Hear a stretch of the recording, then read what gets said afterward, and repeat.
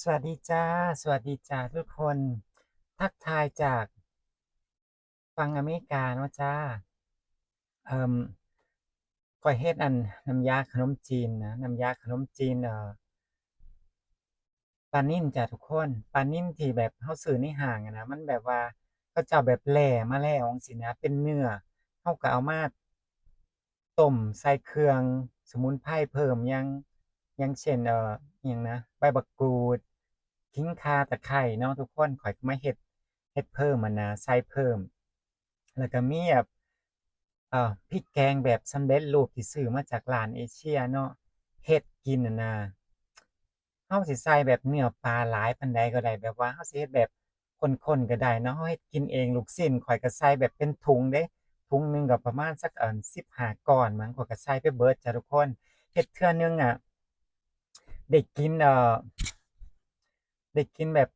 หลายรอบเลยจ้ะเฮ็ดแล้วก็แช่ตู้เย็นไว้เนาะก็ได้กินหลายรอบแล้วก็แซ่บถึกใจนำจ้ะทุกคนเป็นน้ำยาขนมจีนที่ข้อยเฮ็ดกินนั่นบ่อยที่สุดก็คือขนมจีนนี่ล่ะกินยามใดก็แซ่บอย่างพวกส้มตำจั่งซี้เนาะทุกคนข้อยสิมักกินแนวนี้จั่งซี้นะเนื้อหมูข้อยก็บ่ได้กินโดนแล้วเดะบ่ได้ซื้อเนื้อหมูมากินโดนแล้วบ่แม่นสิ5-6เดือนแล้วบ่ได้กินเนื้อหมูเลยจ้ะทุกคน สามีก็ถามอยู่เดะว่าเธอสิเอาเนื้อหมูกินบ่จั่งซี้นะแต่ว่าข้อยว่าบ่จั่งซี้นะจักเป็นหยังรู้สึกว่าอยากกินเนื้อหมูแหมทุกคนอันมาเข้าเรื่องเข้าราวของเราดีกว่าโอ๊ยแดดเนาะทุกคนแดดส่องเอ่ออันมันเป็นเรื่องสำคัญอีกเรื่องหนึ่งที่สิต้องเว้านะทุกคนจ๋าแล้วก็มันจำเป็นสำหรับการใช้ชีวิตคู่มากๆเนาะทุกคนเอ่อ เมียบ่ให้เย่เย่เมียบ่ให้เอาบ่สามีก็เลยแบบว่าหาเศษหาเลยอยากมีคนใหม่อยากมีคนอื่นสินะทุกคนมันมีส่วนเนี่ยทุกคนจ๋าแล้วเราก็มีความผิดด้วยเนาะที่แบบว่าปล่อยปละละเลยหน้าที่ของตัวเองสินะทุกคนอย่างที่ข้อยบอกนะทุกคนมันอยู่นำกันดนเนาะมันบ่คือแบบข้าวใหม่ปลามันน่ะนะที่แบบว่าเช้าสายบ่ายเย็นบอกมาเวลาใดก็ได้จังซี้นะทุกคนนึกออกบ่สมัยที่คบกันแรกๆอะนะเช้าสายบ่ายเย็นบอกมาเลยเวลาไหนฉันสิเตรียมพร้อมจังซี้นะนึกออกบ่ทุกคนบ่แม่นว่าข้อย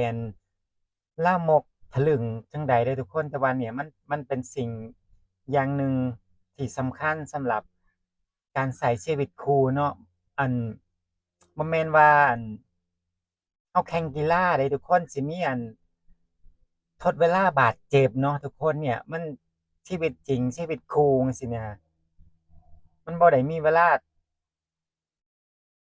ปานนั้นมันบ่มีเอ่อมันบ่ได้ทดเวลาคือจั่งในกีฬาจังซี้นะพอสิให้เราแบบใช้เวลาที่แบบว่าคิดไปเรื่อยๆจังซี้นะทุกคนนั่นล่ะเอ่อชีวิตคู่เนาะมันจำเป็นมันสำคัญแรงเดะทุกคนเรื่องนี้อันข้อยเองเป็นคนที่แบบว่าเขาเอิ้นว่าหยังฉีดยาฮอร์โมนเนาะทุกคน มีไผแบบว่าที่แบบว่าฉีดยาฮอร์โมนหรือว่าฝังเข็มฮอร์โมนหรือว่ากินเหมือนยาคุมแบบว่ามีไผแบบว่ามีความรู้สึกต้องการหน่อยแหน่บอกข้อยแหน่ทุกคนหรือว่าข้อยเป็นผู้เดียวจั่งซี้นะมีไผเป็นคือข้อยบ่ก็เราเองก็มีส่วนผิดก็ผิดน่ะทุกคนนะเว้าง่ายๆก็คือผิดน่ะที่แบบว่าบ่ให้สามีจั่งซี้นะทุกคนจ๋าผู้ชายเนาะมันก็ต้องมีความต้องการเนาะทุกคนจ๋าต่อสิให้อายุน้อยอายุหลายก็ต้องมีความต้องการในเวลาเห็นเมียแบบเซ็กซีใส่กางเกงขาสั้นใส่เสื้อกล้ามใส่ผ้าขนหนูจั่งซี้มันก็ต้องแบบว่ามีอารมณ์แหน่จั่งซี้นะแต่ว่า สามีข้อยนี่นางก็ชวนข้อยเด้ทุกคนแต่ว่าข้อยก็ปฏิเสธตลอดเด้ทุกคนข้อยว่าบ่ข้อยว่าขี้คร้านแหน่แบบหาข้ออ้างนั่นนี่แหน่จั่งซี้นะบ่แม่นว่าเราบ่ได้รักสามีเด้ทุกคนจ๋าแต่ว่าเราบ่ได้รู้สึกแบบต้องการอะนะนึกออกบ่ทุกคนเราบ่ได้รู้สึกแบบต้องการสิมาให้ทางขาให้อัน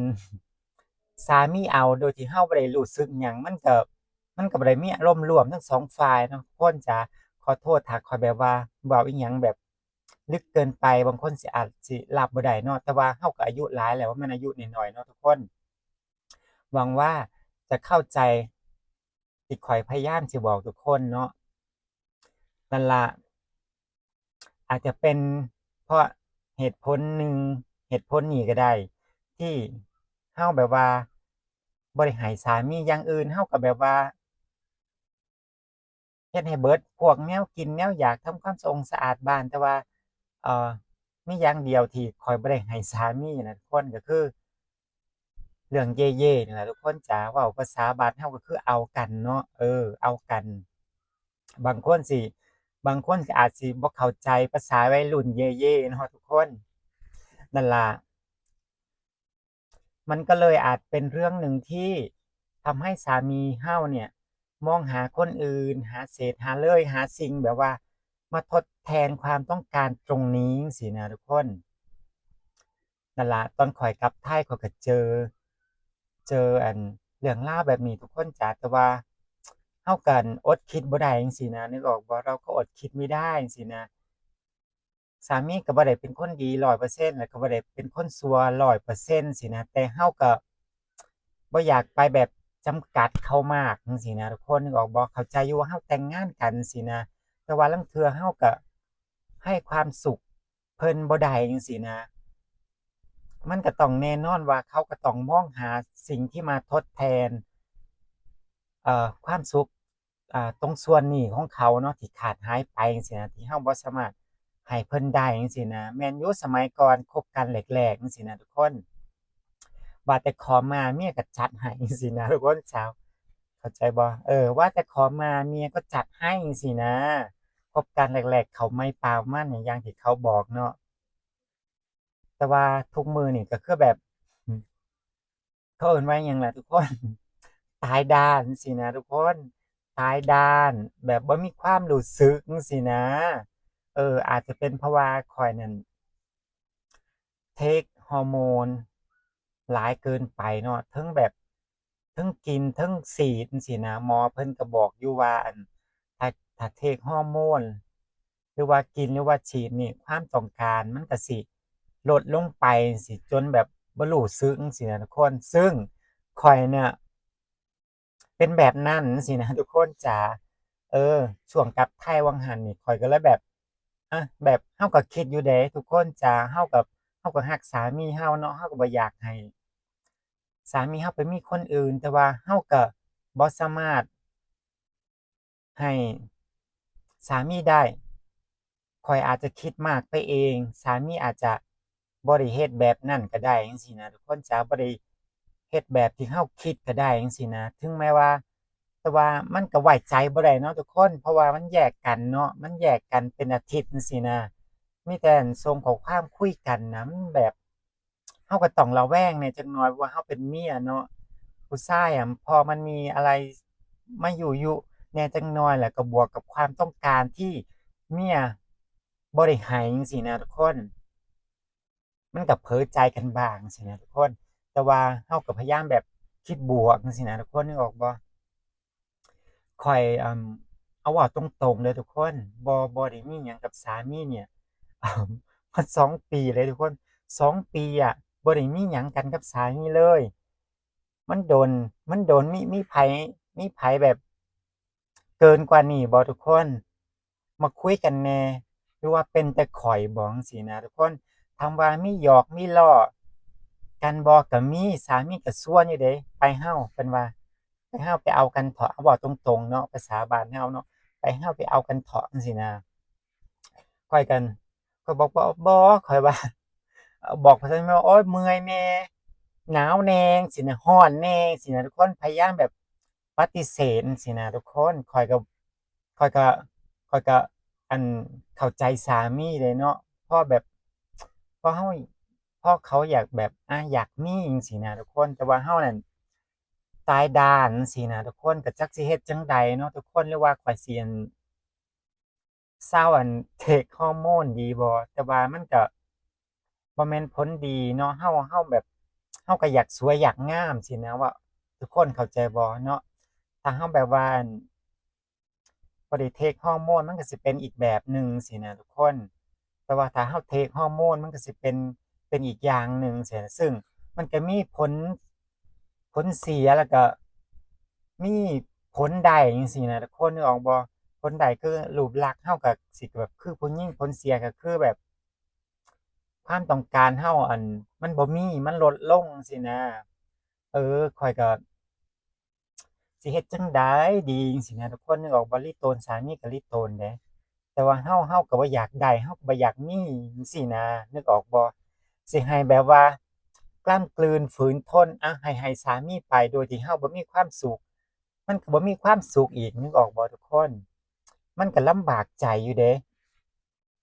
ทั้งเห็นใจสามีเฮาก็บ่อยากฝืนใจเจ้าของแต่ว่าสามีก็บ่ได้มาแบบว่า รบเร้าว่าเอ้ยต้องได้จังซี้นะสิเอาก็ต้องได้ก็คือสามีก็แบบว่าถ้าเมียบอกว่าบ่นางก็แบบว่าบ่เฮ็ดหยังจั่งซี้นะนึกออกบ่ทุกคนบ่ได้มาแบบกระทำชำเราแบบว่าอยากได้อยากเอาเราจั่งซี้นะเออก็ก็เนี่ยล่ะทุกคนข้อยเองก็มีส่วนผิดในเรื่องนี้ที่ทำให้สามีเนี่ยมองหาคนอื่นอยากมีแฟนใหม่บ่รู้แหละว่าเว้าจริงหรือเว้าเล่นเนาะทุกคนแต่ว่าเราเป็นเมียเราก็ต้องคิดจั่งซี้นะคิดแล้วอีกอย่างหนึ่งเราก็บ่สามารถให้ความสุขอ่าเพิ่นได้จั่งซี้นะเออนั่นล่ะมันก็เลยเฮ็ดให้แบบเรามีแบบว่าช่องว่างจั่งซี้นะช่องว่าง ช่องเดียวจุดเดียวที่เราบ่สามารถอ่าเขาเอิ้นว่าหยังล่ะทุกคนปฏิบัติปรนเปรอสามีให้มีความสุขได้ทุกคนแต่ก็แต่ก็สิเฮ็ดจั่งใดได้เนาะทุกคนเราก็บ่อยากฝืนใจเจ้าของสินะลิโตนสามีก็ลิโตนสิแต่เราก็ไม่อยากทำอะไรที่ฝืนใจตัวเองสินะทุกคนข้อยก็บ่รู้ว่าข้อยสิแก้ปัญหานี่จั่งใดดีจั่งซี้นะทุกคนก็มันก็บ่แม่นเรื่องเล็กเรื่องน้อยเดะทุกคนสำหรับการที่เราอยู่เป็นผัวเป็นเมียกันเนาะ จนสามีตอนนี้เพิ่นเอิ้นข้อยฮู้บ่เอิ้นหยังเอิ้นข้อยรูมเมตจังซี้นะทุกคนเหมือนแบบว่าอยู่นำกันซื่อๆแบบเป็นหมู่กันซี้นะแบบอยู่แบบเป็นรูมเมตบ่ได้มีความสัมพันธ์แบบลึกซึ้งฉันสามีภรรยาจังซี้นะคนสามีเอิ้นข้อยแนวนี้อีหลีเดะนั่นล่ะก็อิหยังมันสิเกิดมันก็เกิดเนาะทุกคนจ๋าตอนนี้ข้อยก็ร้อนแดดแล้วเอาเป็นว่าคลิปนี้เนาะ ฝากไว้เพียงเท่านี้ขอให้ทุกคนดูแลสุขภาพกายสุขภาพใจเนาะพอกันใหม่คลิปหน้าคลิปนี้ขอไปแล้วจ้าบ๊ายบาย